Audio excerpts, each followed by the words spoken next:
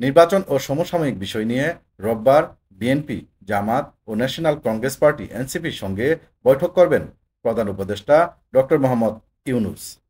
শনিবার প্রধান উপদেষ্টার বাসভবন যমুনার সামনে আয়োজিত সংবাদ সম্মেলনে এ তথ্য জানিয়েছেন প্রধান উপদেষ্টার প্রেস সচিব শফিকুল আলম। প্রেস সচিব জানান, ফেব্রুয়ারির প্রথমার্ধেই জাতীয় নির্বাচন অনুষ্ঠিত হবে। তিনি বলেন, কোনো ষড়যন্ত্রই এই নির্বাচনকে বিলম্বিত করতে পারবে না। এ সময় তিনি আরও জানান, সুচিকিৎসার জন্য প্রয়োজনে গণ অধিকার পরিষদের সভাপতি নুরুল হক নূরকে বিদেশে নেওয়া হবে। নূরের উপর হামলার ঘটনায় প্রধান উপদেষ্টা তার পরিবারকে সমবেদনা জানিয়েছেন এবং অনাকাঙ্ক্ষিত এই ঘটনার নিন্দা করেছেন।